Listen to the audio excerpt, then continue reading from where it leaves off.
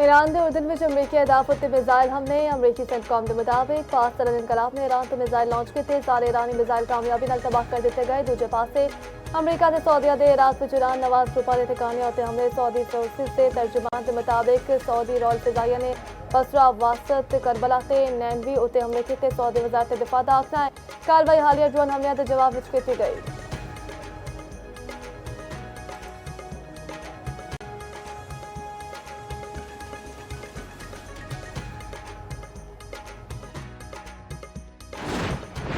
लाहौर के मुख्तलिफ इलाकों में सुबह सवेरे तेज बारिश मौसम खुशगवार। इस्लामाबाद रावलपिंडी के मुख्तलिफ इलाकों में मूसलाधार बारिश। हाफजाबाद वजीराबाद फरीदकोट डस्का फैसलाबाद भी बदरवस पर गुजरावाला बारिश नाल सड़कों गलियां पानी जमा। सियालकोट 2 घंटे की बारिश नाल इलाके डुब गए।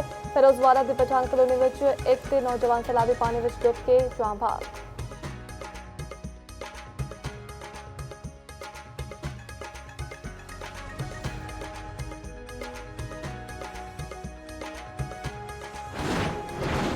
कराची के इलाके अजीजाबाद में घर में फायरिंग प्यो जहां बाग पुत्र जख्मी हो गया। जहां बग शख्स की शिनाख्त समीउद्दीन ते जख्मी पुत्र दी फसी दे नाल हुई। सजवानी टाउन नादर हाइस बाईपास के नेड़े डकैती मजामत से फायरिंग एक शख्स जख्मी।